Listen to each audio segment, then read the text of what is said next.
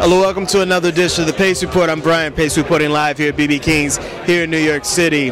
Tonight, five-time Grammy Award winning composer, bassist, lecturer, and humanitarian Vix Wooten is playing tonight. Selections off his brand new CD.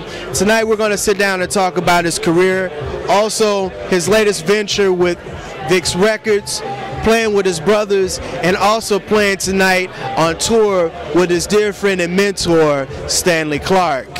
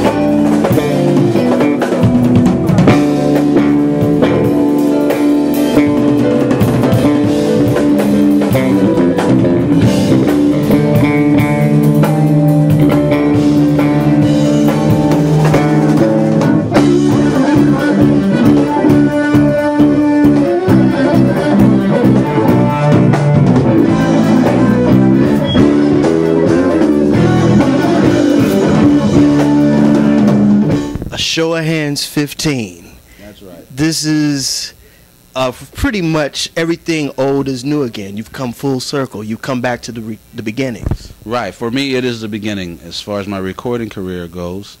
15 years later, a show of hands. Here we go again.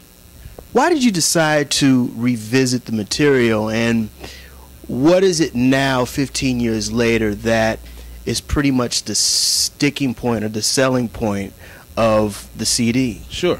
Well, when I recorded it back in '95, it came out in '96. When I recorded it, I told myself that I would do another strictly solo CD in 10 years. So I figured in 2006 or so that I would be ready to do another one. But when 2006 came around, I realized that it wasn't necessary. Not that I couldn't do it, but I didn't need to do it. For one, there were new things I still wanted to say musically, but at the same time, bass playing, I don't want it to sound egotistical, but basically at that point I was ready for someone else to do it, because you know, back then I had never heard a solo electric bass record with no other instruments. But by 2006 I had seen solo bass concerts. You know, there were other great people like Michael Mannering doing unbelievable things. I'd been running the bass camp, and I'd been seeing amazing bass players that could play solo songs. Steve Bailey and I hosted a solo bass competition, the first of its kind. So I realized I don't need to say anything else solo like that. Let's let some other people do it. So coming up on the 15-year anniversary, I realized that the Show of Hands record was kind of like a solo bass icon for a lot of these people. And the fact that for me it's still my biggest selling record, I realized that the record is still valid. It's still relevant. So it was a way for me to fulfill the idea of starting a record label. This was the perfect way to start it, to celebrate the 15-year anniversary of that record. But do it with technology being advanced, we could make it sound better. And then I just added 3 bonus tracks so that people could get something new also in the solo vein, some more updated solo material. You know, coming back to this, I remember the history of this record, and I remember you talking about how you recorded the basics of the album before it was completed in like 1994, the earlier part, and then you added vocals to it as well. Right. Yeah, I recorded the whole record first because my goal was to be able to make a solo bass record that someone could sit there and listen to the whole thing and not get bored. How can you listen to one solo instrument and not get bored? So I recorded the whole thing and I sat with it for a while. And I realized that for my own ear, and that was my guide, was to please myself. You know, if I can listen to myself for that long, hopefully someone else can. And I realized that there were some things that could enhance it. And sometimes it was nothing but a child laughing or a kid singing la la la, things like that. But I felt that helped the dynamic of the whole record, you know, for the general public to be able to sit through it, I guess. This album has been hailed as one of the most important recordings for not only you as a soloist, but also as a bass guitarist.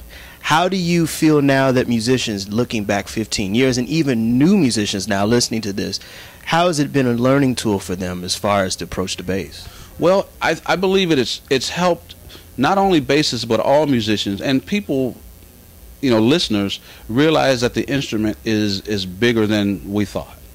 You know, the same way a pianist or a guitarist can sit down and play a complete song, that doesn't surprise us anymore. But now we understand that the bass is an instrument of the same capability, and that it depends on what the musician chooses to do, not so much the instrument. But the bass is now, I believe, because of that record, and again, I don't mean to sound egotistical, but I have to honestly look at what that record did, and it helped make the instrument more complete in the eyes of the rest of us. The instrument didn't change, but the way we saw it changed, and it gave the people who play the instrument a little bit more freedom to say, wow, I don't even have to get 6 strings, or I don't have to play a guitar, or a piano. I can express myself on a 4-string bass, and this record, the way other people did it for me, gave me the freedom to do certain things. I believe this record has helped a lot of other bassists, and I would say even musicians, period, giving them the confidence and more so the freedom to express themselves however they choose. And this is also the first imprint of Vix Records. It is. It's like the what's the word? It's the I can't think. It's the inauguration. You know, that's the word I'm looking for. You read my mind. Yeah, inauguration of Vix Records, which is my own label. And it might have been my manager Jeanette that came up with the idea of releasing it, a show of hands, again.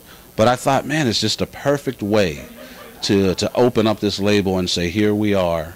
You know, it's perfect.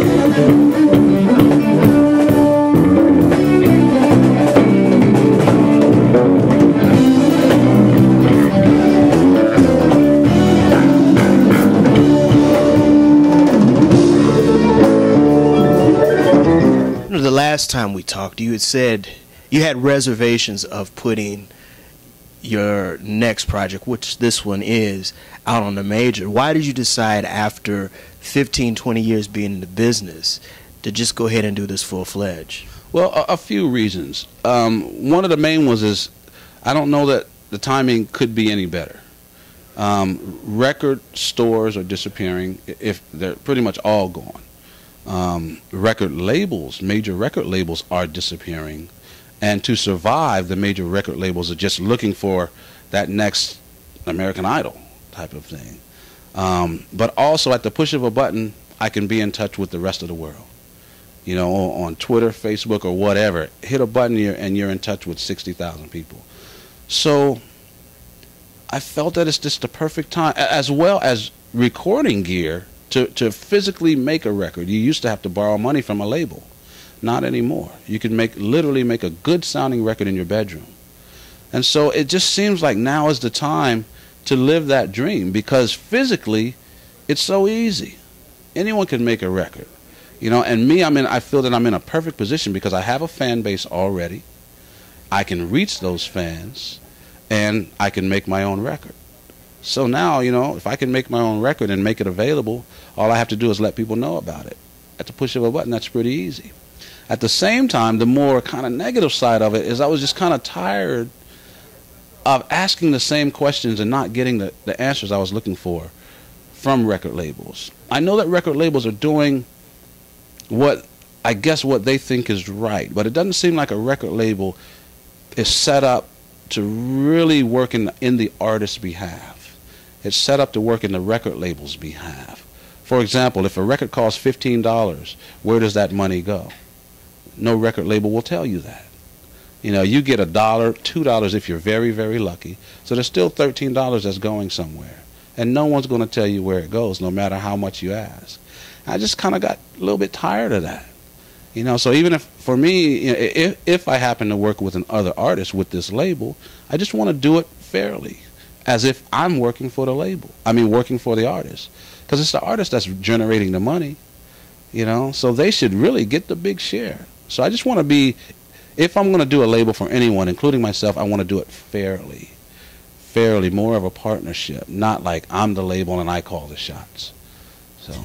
So we should be looking for other artists to come out on the Vix Records imprint. Well, I will say it's very possible, but I'm not looking for artists. I'm not looking for. That's my biggest fear, is I'm going to start getting flooded with CDs and tapes and stuff. But I will say that probably this September, I'll probably on Vix Records release a record from my good friend J.D. Blair, who's a drummer that I've worked with forever. You know, he's got incredible music. He's always had incredible music, but he's never had an outlet. You know, so I'd like to provide him one.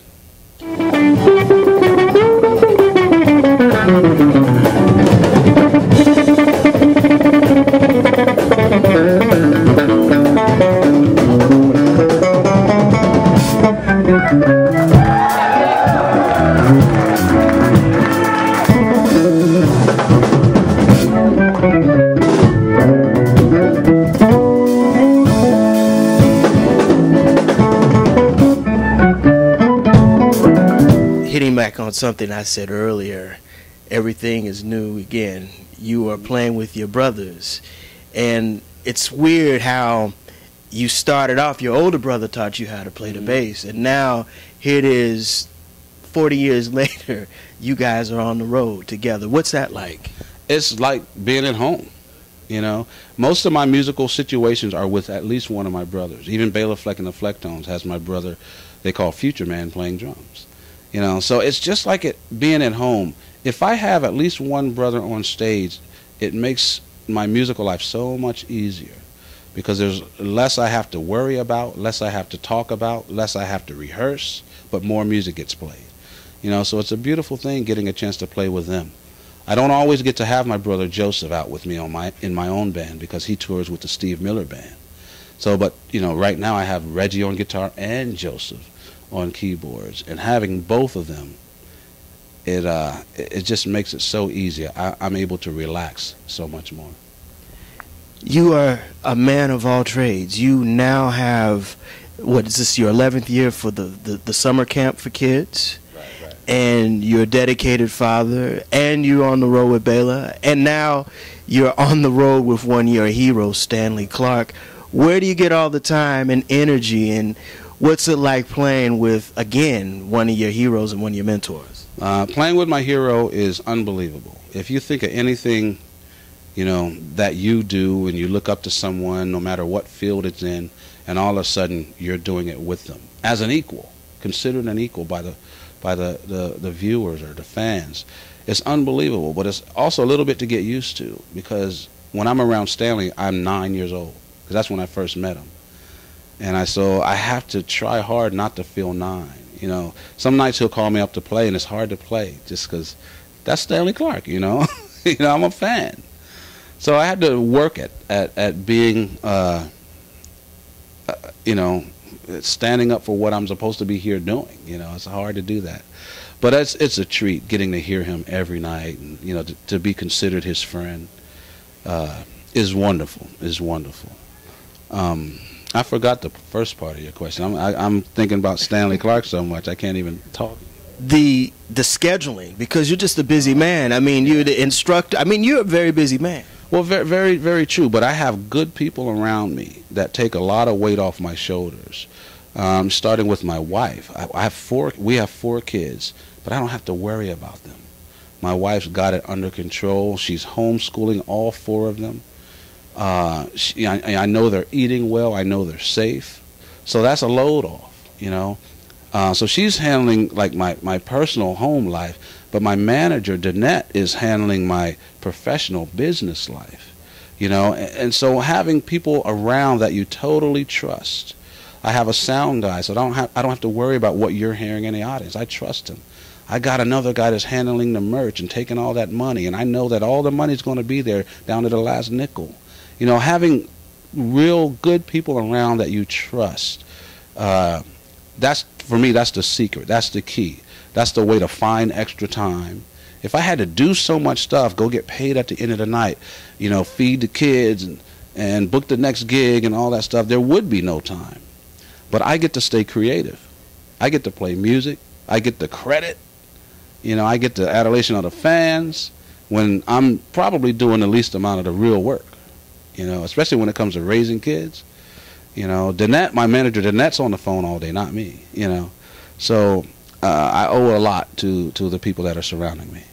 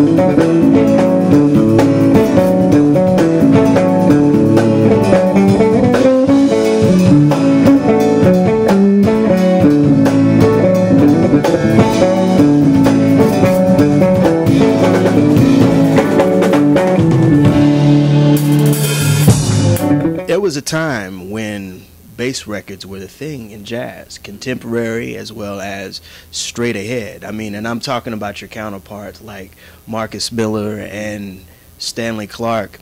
What has the industry now, especially jazz, how has it been looked upon now in 2011, in the last decade?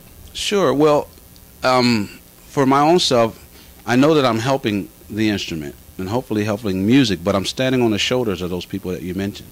People like Marcus Miller, and then Stanley, and Jaco, and then Larry Graham before that, and Louis Johnson. Then you can go back to Ray Brown and Charles Mingus, and all these people that even put out their own bass records and led their own bands.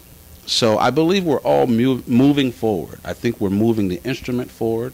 in a positive way and helping music in a positive way. Like this past Grammys, you know, we had the best new artist was a female bassist and vocalist. That to me speaks volumes about the instrument and about the state that our music is in the direction that it's headed. For her to win out over Justin Bieber is a big statement. Is a big statement.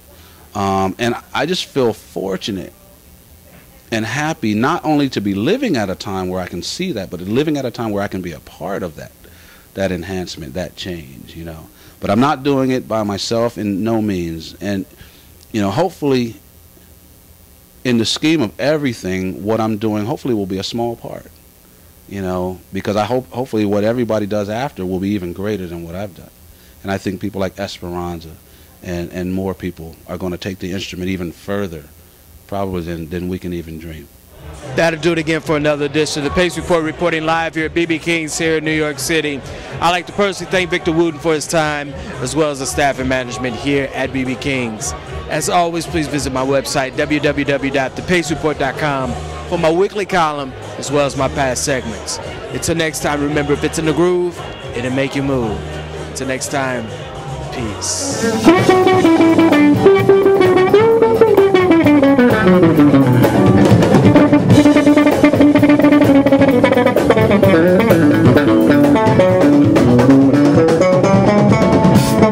Thank you.